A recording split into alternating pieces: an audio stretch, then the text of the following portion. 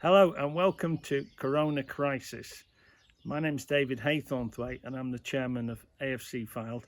And over the next few weeks and months, I'm hopefully going to take you through what goes on behind the scenes of a non-league football team at times like this. We're going to discuss all the issues regarding behind the scenes, the players, off-field staff, all the things that contribute to the running of the club, and how we're dealing with the issues that have been thrown at us on a daily and weekly basis, so that it gives you a really good insight to the club and the running of clubs in general. So I look forward to you joining me on this journey. So David, thank you for joining us once again as we go through further episodes behind the scenes at AFC Fylde. In this first section now, we'd like to talk to you about what has been going on at the club this week. What can you tell us? Any new updates? Yeah, first question, what episode are we up to now, Adam? 11, I believe this is. Right, yeah, it's amazing, isn't it, when we started this, that I thought we'd run out of things to talk about, but it's an ever-moving ball, so it's great that we can continue. To answer your question, quite a lot's been going on. First of all, as you know, we were supposed to get the results of the vote that was held last week, and the vote, if just to remind everybody, was whether or not there should be playoffs in North and South and the National League, as a way of, shall we say, ending the season. And unfortunately, as of today, we haven't got those results, and we haven't got official confirmation from the National League about what the results were. I'm a little disappointed, I suppose, from one aspect, because having talked to my league representative, each club has a league representative on the board. In our case, it's Sid Bain, a wonderful man, very nice man from Barrow, been in the game forever, and Sid sort of let it be known to me that in actual fact it wasn't a vote. It seems to have been a consultation, which wasn't, in my view, made very clear, and that based on the consultation and everybody's opinions, the committee will make a decision on what happens. I think the general feeling is everywhere, and from what I can gather is, apart from maybe 2 or 3 clubs right at the top who want to play off, that the consensus is no playoffs, and I think that's what I've said from day one. It's the right decision. I think it's ludicrous that we're even discussing that in the current situation. I mean, we're still at the situation, aren't we, where we've got, I think, 630 people still died yesterday. We've still got a major crisis going on. It's not going away, and the practicalities, as has been discussed already in the Premier League, is huge costs of testing and time, and taking those resources away is a great concern to people, from, shall we say, other sectors that maybe need it more importantly. I mean, we're talking about people going back to work next week, and I think that's really, really important, that people are allowed to go back to work. We get the economy going, but in order to do that, I think people want to be safe, and I'd suggest it's far better to use whatever equipment we've got to make people safe, to allow them to go back to work, than have some playoffs. That would be my view. It's a no-brainer, as they say. But we'll see. However, it's important to note that my understanding is the main reason at the moment that why they've, shall we say, parked giving as a decision is that it became clear this week from the EFL that the EFL, certainly League 1 and 2, are in desperate straits, something I've talked about already, and that they couldn't wait any longer, that they had to make some decisions. And I think Rick Parry indicated that those decisions would be made, I think he said on Tuesday, or maybe even Monday, I think, to use his word, within the next few days. And I take it that, that's by the end of this week. It's obviously Good Friday tomorrow. We may not know by then, but I do know that the majority of League One and League Two chairmen that I speak to just want to bring the season to an end as fast as possible. And of course, what they do, as I've said again right from the outset, what they will do is going to determine what we do. And again, if they determine that there's no promotion and no relegation, then obviously that affects our situation, and I think the National League will just tag on to that because it makes it easier and probably makes more sense as well. So that's kind of where we're at really, Adam, on that situation. Not a lot, unfortunately, to tell, but again, not criticising particularly the National League from the point of view of not telling us the decision. I think it's absolutely right now, as a decision from League 1 and 2 is imminent, that we wait those few days to find out what's happening. Okay. And in specifically, what's going on at our club as well. So that's the future. Okay. What's happening at the club? We've 2 or 3 things I suppose would be interesting to the fans. The first thing is that we made a decision last week that we would furlough Jim Bentley, the manager. Pretty much everybody else in the club has been furloughed, for quite a long time now, including Kenny, his assistant. He's been furloughed almost from day one. We'd not furloughed Jim because we weren't sure what was happening with the situation, and obviously this time of year, we're really sort of into recruitment time and looking at what new players and things like that. But of course, because of the situation, and I know you want to talk to me about recruitment later, so we'll maybe touch on that then. But because of the current situation, nobody is going to be doing any recruiting of any kind whatsoever. So we felt that it made sense, therefore, to save every penny we can, take advantage of the great government scheme that's available while it is available, and furlough Jim, which we did last Monday. We've also taken the decision to furlough John T, our chief exec.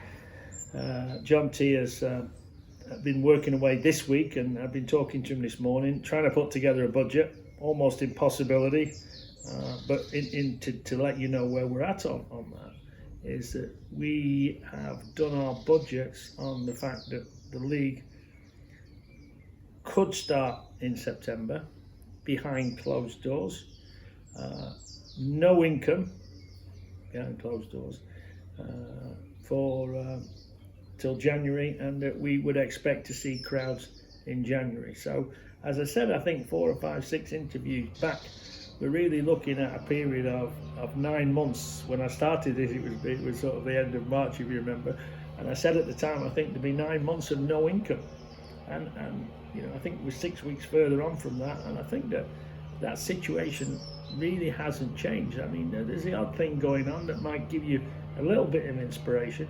There's talk about streaming. It's not going to happen at our level. Absolutely no way. There's not an appetite. There's not enough people prepared to pay. The equipment involved and everything. I just think it's a non-starter of streaming. So there's not going to be any revenue of any significance, even if they do it at our level. Yes, there will be at Liverpool and United and Chelsea level. Of course there will. But at our level, I don't believe it'll happen. So I think that's what we're looking at. No income still, but for 9 months. So it's a really, really difficult situation. But we have to try and do some sort of planning. And I think we're going to get some indication on the direction we might be travelling on Sunday, aren't we? I think everyone's waiting for this Boris to give the big announcement of how he sees the plan of, shall we say, gradual return to normality, and hopefully that will give us a little firmer idea. I think we're also in a situation where we don't know, do we, how long the furlough, and I've talked about this, how long the furlough will continue after June the 30th, in what format. And I think the Chancellor's making noises already that it's not going to continue in its same format of everybody being paid 80%. So we need to see what happens there. But when those budgets are finished today, this evening, it's Good Friday tomorrow, then we're going to furlough Jonty as well for at least 3 weeks, because again, there's not a lot that Jonty can do really. It's just unfortunate, but that's the way it is. So both of those have been furloughed. I just want to put on record for our fans in particular that my thanks to both of them. Both of them have taken really significant pay cuts to help us through this, and I want to recognise that. And they are pay cuts; they are not deferred payments or anything like that. So it's hurting them hard in the pocket. We had some discussions about it. I think they recognise the severity of the situation, and they've been very good at accepting that and moving forward and sort of taking the attitude that we're in together. So I just want to recognise that, while I'm talking, and thank those two guys, as I thank everybody else, yourself included, for taking it on the chin, so to speak, in these difficult times. So that's from the furlough situation. A little bit of good news, I suppose, for the fans, and in actual fact for the two for the players involved. We've this time of year you have to let the FA know whether you're going to take up the options. Now, just again for our fans who don't know what an option is, or anybody else listening, is that a lot of times it's typical that a contract would involve, say, 2 years with what's called an option to extend at the end. Now, the option in a contract can be both ways. It can be what's called in favour of the player, or it can be in favour of the club. Either way, it means that either party has the option to extend their contract for, in general, it's always a further year. So in the case of Nick Horton, we signed Nick on a 2-year deal with a 1-year option in our favour. So if Nick had been a total disaster and hadn't worked out, and in these difficult times, then certainly we would not have taken that option. But Nick's one of the really important players to us. He's an exciting player. The fans love him, and even though it's difficult times, we've taken up we're going to take up that option to extend his contract for a further year. The same applies to Neil Byrne as well, who has another year left. We've taken that option up, and we're going to extend that as well. We see Jim in particular, I think, sees Neil as a key player in the squad going forward, and if possible, we want to try and keep as much of that squad together as we can for whenever football starts again. We're doing our best to do that. So we've also taken up option with a couple of younger lads. Sheldon Green will be familiar, and I really apologise to the other young guy whose name I can't remember. So I'll have it for the next interview. But a couple of young lads who've come through the academy. Sheldon's done particularly well. He's been out on loan at Bamber Bridge. I think he might have won Player of the Season there. Done really well. I say, and Nick and another young lad who's come through the academy. So good news from that aspect, that we've managed to keep them and hopefully try and keep our squad together. And the positive news is always welcome, isn't it, as well, at these times? Yeah, well, it's it's nice to have something positive to say instead of always negative stuff. Just a final part for this section, if we can. You've sent a letter to the players this week as well with a different offer for them. Yeah, I wrote to all the players, and we all know that we had really difficult conversations with the players, and it's meant that a lot of them have had to take pay cuts. We're paying, again, just to remind everybody, we're paying everybody 80% of their salary. My view's well known. I mean, I don't think it's a draconian cut. To give you an idea, Jim and Jonty have taken, a much larger cut than that, a much larger cut. Admittedly, they're on higher wages, but they've taken a lot higher cut than that, I can tell you. So, yes, we agreed it. That was a plan. We've stuck to that plan. We what we agreed with, and we've upheld our part of the bargain, and the players have upheld their part of the bargain to a large extent, in so much that they've agreed to go along and try and work this through together.